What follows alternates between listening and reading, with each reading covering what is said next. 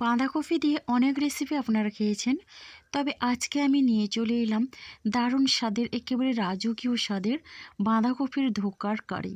বন্ধুরা, একবার হলেও ট্রাই করবেন, দেখবেন রুটি পরোটার সঙ্গে যেমন খেতে ভালো লাগে, দুপুরে গরম ভাতের সঙ্গেও ভীষণ মজার একটা রেসিপি। তো তার জন্য দেখুন, প্রথমে বাঁধাকপি আমি নিয়েছি, আর এই রকম আমি দুফালি বাঁধাকপি নিয়েছি। তো এখন আমি এই বাঁধাকপিটাকে গ্রেট করে নেব। তার আগে বলি, বাঁধাকপি আমি আগের থেকে কিন্তু বেশ ভালোভাবেই ধুয়ে নিয়েছি। আর বাঁধাকপি গ্রেট করে নেওয়ার পরে কিন্তু বাঁধাকপি ধোয়া যাবে না। তো দেখুন, এইভাবে করে কিন্তু আমি গ্রেট করে নিচ্ছি। আর এই রকম একটু বড় ছিদ্র দিয়ে কিন্তু গ্রেট করে নিতে হবে। আপনারা চাইলে কিন্তু বাঁধাকপি একেবারে ঝিরিঝিরি করে কুচি কুচি করেও নিতে পারেন। এবার দেখুন, বাঁধাকপি খুব সুন্দরভাবে আমি গ্রেট করে নিয়েছি। এরপর দেখুন, গ্যাসে একটা কড়াই বসিয়ে দিয়েছি। কড়াইটা গরম করে এখানে 1 চামচের মতো সর্ষের তেল দিয়ে দিলাম। এবার তেলটাকে গরম করে নিয়ে এখানে দিচ্ছি 1/2 চামচ পরিমাণে জিরে ফোড়ন, আর তার সঙ্গে দিয়ে দিচ্ছি খুবই সামান্য পরিমাণে হিং। যেহেতু নিরামিষ রেসিপি, একটু হিং দিলে কিন্তু খেতে বেশ ভালো লাগে। এরপরে দেখুন, একটু নেড়েচেড়ে নেওয়ার পরে এখানে আদা আর কাঁচা লঙ্কা আমি থেতো করে রেখেছিলাম, তো সেটা থেকে একটু আমি দিয়ে দিলাম। এখন একটু নাড়াচাড়া করে নিয়ে এবার আমি ওই গ্রেট করে রাখা বাঁধাকপিটা দিয়ে দিচ্ছি। বন্ধুরা, বাঁধাকপি কিন্তু আমি এখানে কোনো রকমে ভাপিয়ে নিলাম না, আমি শুধুমাত্র কড়াই একটু নেড়েচেড়ে নিচ্ছি। আর এইভাবে একটু ভেজে নিয়ে কিন্তু বাঁধাকপির ধোকাটা আমি বানাবো। তাহলে কিন্তু বাঁধাকপির মধ্যে যে একটা ঝাঁঝালো গন্ধ থাকে, সেটা কিন্তু থাকবে না। আর বাঁধাকপির ধোকাটাও খেতে বেশ ভালো লাগবে। তো দেখুন, এইভাবে আমি প্রথমেই বাঁধাকপিটাকে নাড়াচাড়া করে নিয়ে এখন আমি বাঁধাকপির মধ্যে দিয়ে দিচ্ছি সামান্য পরিমাণে হলুদের গুঁড়ো। এবার দিয়ে দিচ্ছে ঝাল লঙ্কার গুঁড়ো। এখন আমি জিরের গুঁড়ো দিলাম, আর দিয়ে দিলাম সামান্য পরিমাণে ধনে গুঁড়ো। এরপরে এই গুঁড়ো মশলাগুলো দেওয়ার পরে বেশ ভালোভাবেই নাড়াচাড়া করে নিচ্ছি বাঁধাকপির সঙ্গে। সুন্দরভাবেই কিন্তু মশলাগুলোর সঙ্গে মিশিয়ে নিতে হবে। বন্ধুরা, বাঁধাকপির তো অনেক রকমের রেসিপি খেয়েছেন, তবে বাঁধাকপি একবার ধোকা বানিয়ে এই রেসিপিটা ট্রাই করতে পারেন, দেখবেন খেতে কিন্তু বেশ ভালো হয়। এখন দেখুন, সুন্দরভাবেই কিন্তু আমি এই গুঁড়ো মশলাগুলো দিয়ে নাড়াচাড়া করে নিয়ে এখন আমি স্বাদ অনুসারে এখানে দিয়ে দিচ্ছি লবণ। এবার লবণটা দিয়েও একই রকমভাবে বাঁধাকপিটাকে আমি এখানে রান্না করে নেব। বাঁধাকপির মধ্যে যে ঝাঁঝালো গন্ধ থাকে, সেটা কিন্তু খুব সহজেই চলে যাবে। এইভাবে করে কিন্তু বাঁধাকপির এই রেসিপিটা রান্না করলে সবাই কিন্তু আঙুল চেটে খেতে বাধ্য হবে। তো দেখুন বন্ধুরা, এখন কিন্তু বাঁধাকপিটা এখানে বেশ সুন্দরভাবে লবণ দিয়ে একটু নাড়াচাড়া করে নিয়ে ঢাকনা দিয়ে আমি লো ফ্লেমে একেবারে রেখে দিলাম। তো এদিকে আমি এখানে নিয়ে নিচ্ছি বেসন। তো এইরকম ছোট সাইজের একটা বাটিতে নিয়ে নিচ্ছি বেসন, হাফ বাটির মতো। এবার আমি যেই বাটিতে বেসন নিয়েছিলাম, ওই বাটিতে হাফ বাটি পরিমাণে জল দিয়ে এখন আমি এই বেসনটাকে গুলে নেব। খুব সুন্দরভাবে কিন্তু গুলে নিতে হবে, আর বেসনের মধ্যে যেন কোনো রকমের দোলাভাব না থাকে, তো সেইভাবেই কিন্তু এটাকে গুলে নিতে হবে। খুব সুন্দরভাবে কিন্তু এখানে ব্যাটারটা রেডি হয়ে গেছে, পুরো পাতলা ব্যাটার একটা। এবার দেখুন, আমি যে বাঁধাকপিটা রান্নার জন্য ঢাকনা দিয়ে রেখেছিলাম, ঢাকনাটা খুলে আমি একটু নাড়াচাড়া করে নিচ্ছি। বন্ধুরা, এখানে কিন্তু বাঁধাকপিটা খুব সুন্দরভাবেই কিন্তু রান্না হয়ে গেছে, খুব সুন্দর একটা গন্ধ বেরিয়েছে। এখন আমি এখানে দিয়ে দিচ্ছি, দেখুন, ওই বেসনের ঘোলটা। এবার কিন্তু অনবরত এভাবে নাড়াতে হবে। আর গ্যাসের ফ্লেমটা কিন্তু এখানে আমি মিডিয়ামে রেখেছি, মিডিয়াম টু লোতে রেখে রান্নাটা করে নিতে হবে। আর ধোকা বানানোর জন্য একটা ডোয়ের মতো করে রেডি করে নিতে হবে, তবে বেশি নরমও হবে না, আবার বেশি শক্তও হবে না। তো এখন দেখুন বন্ধুরা, এইভাবে কিন্তু অনবরত নাড়াতে নাড়াতে এটা কিন্তু ডোয়ের ফর্মে চলে এসছে। আর এখন আমি এটা নামিয়ে একটা প্লেটের মধ্যে নিয়ে নেব। তো তার জন্য আমি এখানে একটা প্লেট নিয়েছি, আর প্লেটের মধ্যে এখানে অল্প পরিমাণে আমি তেল দিয়ে দিলাম। তো এখানে সর্ষের তেল দিয়ে প্লেটের গায়ে কিন্তু খুব সুন্দরভাবে আমি মাখিয়ে নেব, তাহলে কিন্তু ধোকাগুলো খুব সুন্দরভাবে বানানো যাবে। তো দেখুন, এখানে কিন্তু তেলটা আমি মাখিয়ে নিয়েছি। আর এরপরে আমি এখানে ওই ডোটা দিয়ে দিচ্ছি, মানে বেসন আর বাঁধাকপি যে ডোয়ের মতো রেডি করেছে সেটা দিয়ে দিলাম। আর এটা কিন্তু গরম থাকতে থাকতে ধোকাগুলো রেডি করে নিতে হবে। তো দেখুন, খুন্তি দিয়ে প্রথমে আমি এইভাবে চেপে চেপে নিচ্ছি, তারপরে কিন্তু আমি এখানে হাত দিয়ে আমি ধোকাগুলো বানানোর জন্য এইভাবে এখানে একটা চৌকো শেপ নিয়ে নেব। খুব সহজেই কিন্তু এগুলো রেডি হয়ে যায়। আর হাত দিয়ে কিন্তু সব দিকে সমানভাবে এটা রেডি করে নিতে হবে, তাহলে কিন্তু সব দিকে মোটা পাতলা ঠিকঠাক থাকবে। তো এখন আমি ছুরি দিয়ে এইভাবে সাইডগুলো সব রেডি করে নিয়ে একটা চৌকো শেপ নিয়ে নিয়েছি।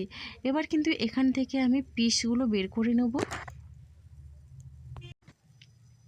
বাঁধাকপির এই রেসিপিটা যেমন দুপুরে গরম ভাতের সঙ্গে ভালো লাগে খেতে, সেই রকম কিন্তু রুটি পরোটার সঙ্গেও দারুণ লাগবে খেতে। বাঁধাকপি যারা একেবারে অপছন্দ করে, আপনারা একবার হলেও এইভাবে ট্রাই করবেন, দেখবেন একবার খাওয়ার পরে কিন্তু এটা বারবার খেতে চাইবেন। বাচ্চা বড় সবার কিন্তু বেশ ভালো লাগবে। তো বন্ধুরা দেখুন, এইভাবে করে কিন্তু আমি ধোকাগুলো রেডি করে নিলাম। আর খুব সুন্দরভাবে এখানে কিন্তু ধোকাগুলো তৈরি হয়েছে। তো দেখে বুঝতে পারছেন এটা কিন্তু বেশি মোটাও হয়নি, আবার বেশি পাতলাও হয়নি। এইভাবে রেখে কিন্তু প্রত্যেকটা ধোকা আমি এখানে তৈরি করেছি। তো হাত দিয়ে একটু চেপে চেপে দিচ্ছি, যেহেতু ধোকাগুলো অনেক নরম হয়, তো তার জন্য এইভাবে একটু চেপে দিচ্ছি। খুব সুন্দরভাবে ধোকাগুলো আমার রেডি হয়ে গেল। এবার আমি ভেজে নেব। তার জন্য গ্যাসে কড়াই বসিয়ে কড়াইয়ের মধ্যে আমি সাদা তেল দিয়েছিলাম 4 থেকে 5 চামচের মতো। এবার ওই সাদা তেলেই আমি ধোকাগুলো ভেজে নেব। আর হ্যাঁ, ধোকাগুলো কিন্তু একটু লাল করে ভেজে নিতে হবে। আর ধোকাগুলো যেহেতু অনেকটা নরম, তার জন্য একটু লাল করে ভেজে নিলে ধোকাগুলো কিন্তু উল্টানোর সময় ভেঙেও যায় না। এইভাবে আস্তে করে কিন্তু এগুলো খুব সাবধানে উল্টে নিতে হবে, যাতে ধোকাগুলো ভেঙে না যায়।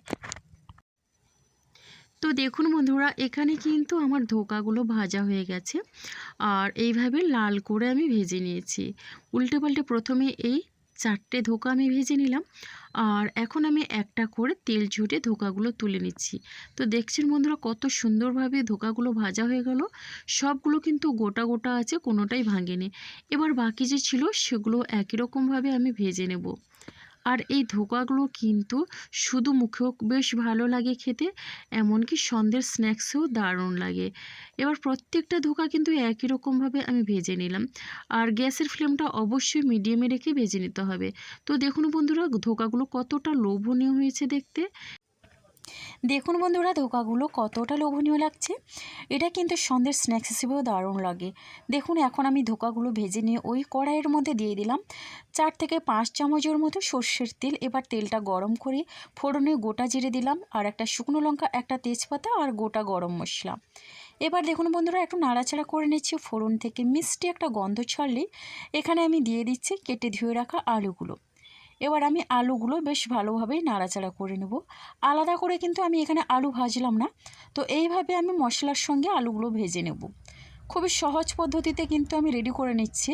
তো আপনারা চাইলে কিন্তু আগের থেকে আলু ভেজেও রান্না করতে পারেন।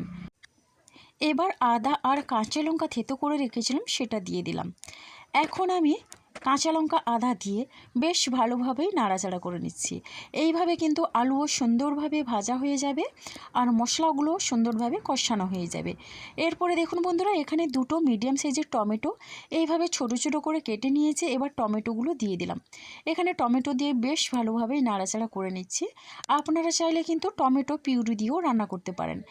এবার এখানে দিয়ে দিচ্ছি স্বাদ অনুসারে লবণ। পুরো রান্নাটার জন্যই কিন্তু আমি এই একেবারেই লবণটা দিয়ে দিলাম। এবার দেখুন বন্ধুরা, লবণ দিয়ে সুন্দরভাবে নাড়াচাড়া করে নিচ্ছি। আর একটু লবণ দিলেই কিন্তু এখানে টমেটোটা সুন্দরভাবে নরম হয়ে যাবে আর গলেও যাবে। ঢাকনা দিয়ে আমি এখানে লো ফ্লেমে রেখে দেবো 5 মিনিট। এতে করে কিন্তু আলুও নরম হয়ে যাবে আর টমেটোও নরম হয়ে যাবে। দেখুন, এবার ঢাকনা খুলে 5 মিনিটের পরে আমি নাড়াচাড়া করে নিচ্ছি। টমেটো সুন্দরভাবে গলে যাচ্ছে। আর এইভাবে করে কিন্তু মশলাটা কষিয়ে নিতে হবে আলুর সঙ্গে। মশলা যত ভালোভাবে কষানো হবে, কালারটাও দারুণ আসবে, আর রেসিপির স্বাদটাও কিন্তু দ্বিগুণ বেড়ে যাবে। তো দেখুন, এইভাবে মশলা কষিয়ে নেওয়ার পরে এখানে দিয়ে দিচ্ছি হলুদের গুঁড়ো, আর দিচ্ছি 1/2 চামচ পরিমাণে কাশ্মীরি লাল লঙ্কার গুঁড়ো। এবার আমি এখানে দিয়ে দিচ্ছি জিরের গুঁড়ো, আর দিয়ে দিচ্ছি সামান্য পরিমাণে ধনে গুঁড়ো। এখন বেশ ভালোভাবেই আমি এখানে নাড়াচাড়া করে নেব। তো তার আগে এখানে দিয়ে দিচ্ছি সামান্য পরিমাণে হিং আর একটু চিনি। হিংটা আপনারা চাইলে তেলের সঙ্গেও দিয়ে দিতে পারেন। আর এখানে চিনি দিলাম। চিনিটা দিলে কিন্তু কালারটা সুন্দর আসে, আর যেহেতু নিরামিষ রেসিপি, চিনি দিলে কিন্তু ভীষণই টেস্টি হয়। তো যাই হোক, এখন কিন্তু এইভাবে করে গুঁড়ো মশলা দিয়ে একটু নাড়াচাড়া করে মশলাটা কষিয়ে নেব। গুঁড়ো মশলাটা যাতে পুড়ে না যায়, তার জন্য কিন্তু গ্যাসের ফ্লেমটা আমি মিডিয়াম টু লোয়ের মাঝখানে রেখে মশলাটা কষিয়ে নেব।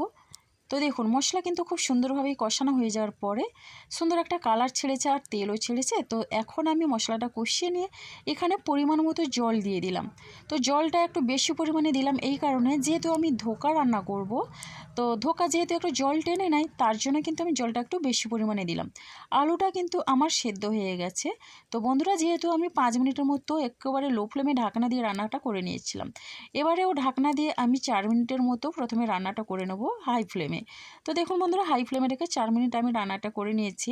আর কালারটাও কিন্তু খুব সুন্দর এসছে। এখানে আলুটাও বেশ ভালোভাবেই সেদ্ধ হয়ে গেছে।